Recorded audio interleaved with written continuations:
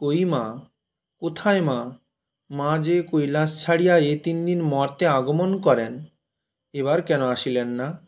কেন এমন হইল? কেন মা এরূপ বিরূপ হইলেন? ভক্তপ্রবর যে স্থানে মায়ের পূজা হইতেছে, সেই স্থানে মাতৃদর্শন আশায় ছুটিয়া যাইয়া ব্যর্থ মনোরথ হইয়া ফিরিয়া আসিতেছেন।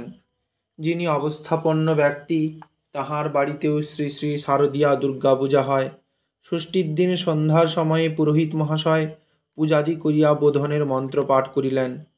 ওং ঐং রাবণস্য বধার্থায় রামাস্যানুগ্রহায় চ অকালে ব্রহ্মণা বোধা দিব্যাস্তৈ কৃতা পুরা অহমপ্যাসিনে তদ্বদ বোধয়ামি সুরেশ্বরীম পূজাং গৃহান বিবিধাং নমস্তে শঙ্কর প্রিয়ে।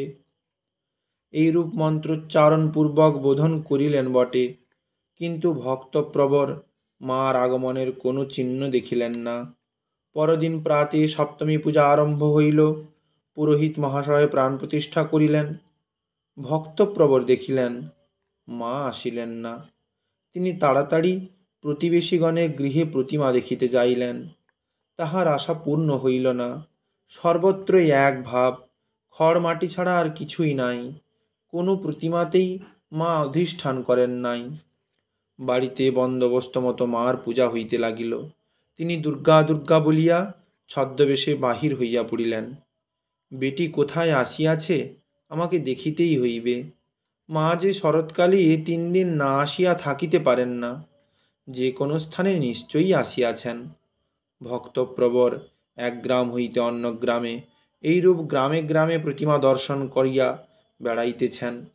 যে স্থানে পূজা হইতেছে, সে স্থানে যাইয়া প্রতিমা দেখিয়া বুঝিতে পারিতেছেন মা আবির্ভূত হন নাই। ধূপ ধুনা ফুল চন্দন আছে, পুরোহিত আছে, মন্ত্র আছে, সবই আছেন, নাই শুধু মা। কোনো প্রতিমাতেই মা নেই। খড় মাটির প্রতিমা লইয়া পুরোহিতগণ কল কোলাহল করিতেছেন। পূজার আয়োজন সব হইয়াছে। যেমন করিয়া ডাকিলে মার সাড়া পাওয়া যায়, সেইরূপভাবে ডাকা হইতেছে না।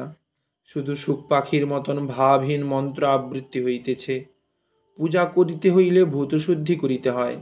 স্বয়ং দেবতা হইয়া তবেই দেবপূজার অধিকারী হওয়া যায়। দেবভূত্বং দেবতাং যজেত, তাহা আর হইতেছে না। পূজক সাংকে উত্তান করৌ কৃত্যা ইত্যাদি মন্ত্রটি একবার উচ্চারণ করিয়াই ভূতশুদ্ধির অভিনয় করিতেছেন। পূজার শত শত খুঁত আছে, কিন্তু জীবহত্যাটি নিখুঁতভাবে হইতেছে। যজ্ঞার্থে পশবো সৃষ্টা স্বয়মেব স্বয়ংভুবা অতস্তং ঘাতয়িষ্যামি তস্মাৎ যজ্ঞে বধো বধ। বিধাতা যজ্ঞের জন্যই পশু সৃষ্ট করিয়াছেন। যজ্ঞে বধ বধ নয়, অবধ। কিন্তু সে যজ্ঞ আর নাই। পশুবধ যজ্ঞের জন্য হয় না, জঠর যজ্ঞের জন্য হয়। উৎসর্গীকৃত পশু আনিয়া মার কাছে বলি দেওয়া হইতেছে। চতুর্দিকে শুধু ভাবহীন চিৎকার। মাতৃদর্শন অভিলাষী ভক্তপ্রবর গ্রামে গ্রামে নগরে নগরে ভ্রমণ করিয়া কোথাও মায়ের আগমন চিহ্ন পাইলেন না।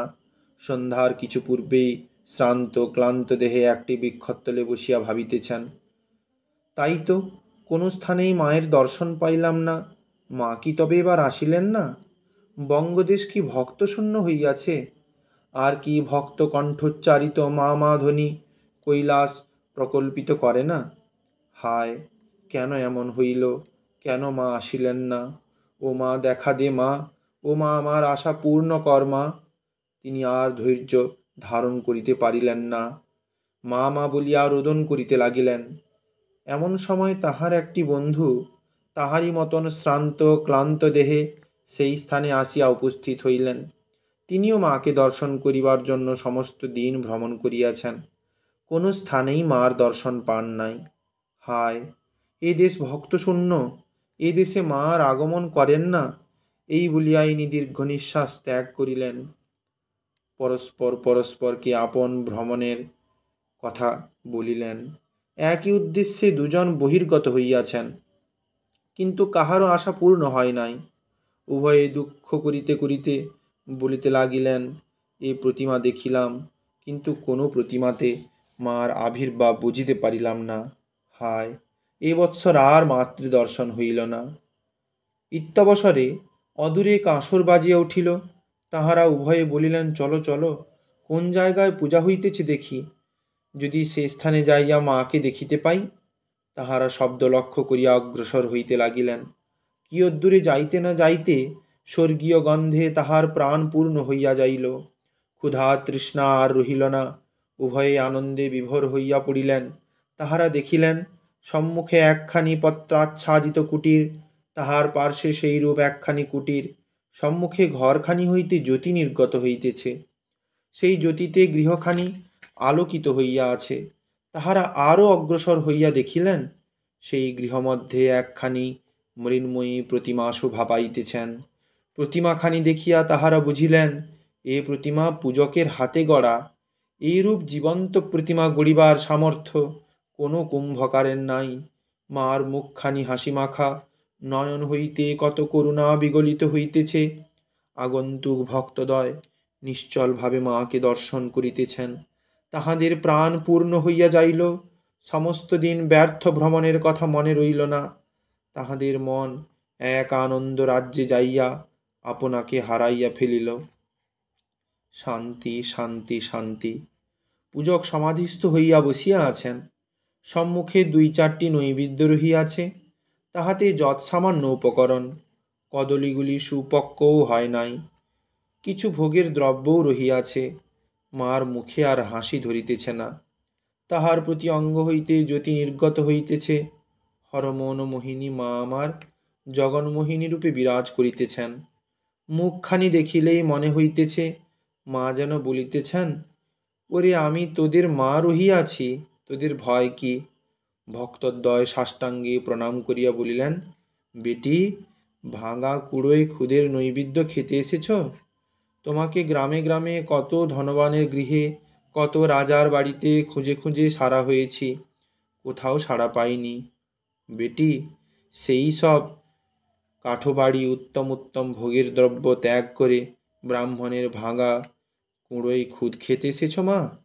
সহসা তাঁদের প্রাণের তরে বাজিয়া উঠিল, পত্রং ফলং পুষ্পং তোয়ং যো মে ভক্তা প্রযচ্ছতি তদহং ভুক্তম প্রহিতং অপস্নামি প্রযত্নমান। ভক্ত যদি ভক্তি সহকারে আমায় পত্র পুষ্প ফল জল দেয়, তাই আমি গ্রহণ করি। মা আমার কিছুই চান না, চান শুধু ভক্তি। লক্ষপতি কোটিপতি বলি কেন, ইন্দ্র চন্দ্র বায়ু বরুণ ভক্তিধনে যে ধনী, এমন ভক্তের কাছে নতশির। এ সংসার খেলাঘরে ভক্ত মার ক্রোড়ে বসিয়া খেলা করে। দুঃখ কষ্ট জ্বালা যন্ত্রণা ভক্তের নিকটস্থ হইতে পারে না। সর্বদা দুর্গা দুর্গা উচ্চারণকারী ভক্ত জীবন মুক্ত হইয়া যায়। বন্ধুদ্বয় নিষ্পলক নেত্রে মাকে দেখিতে লাগিলেন। অশ্রুধারায় উভয়ের বক্ষস্থল প্লাবিত হইতে লাগিল। তাহাদের আশা পূর্ণ হইয়াছে। তাহারা মায়ের আবির্ভাব বেশ বুঝিতে পারিলেন। সন্ধ্যার পর ব্রাহ্মণের সমাধি ভঙ্গ হইল। একটি রমণী পঞ্চপ্রদীপ কর্পূরাদি লইয়া তথায় উপস্থিত হইলেন। বন্ধুদ্বয় তাহাকে দেখিয়া বুঝিলেন ইনি এই মহাপুরুষের সহধর্মিণী। সেই নিরাভরণ্য ব্রাহ্মণ পত্নীর দেহ হইতে যেন সতীত্বের জ্যোতি ফুটিয়া বাহির হইতেছে। মরি মরি মা আমার কি অপরূপ জ্যোতি ধারণ করিয়াছেন। আরাত্রিক আরম্ভ হইল। বন্ধুদ্বয় প্রাঙ্গণে দাঁড়াইয়া আরত্রিক দেখিতে লাগিলেন।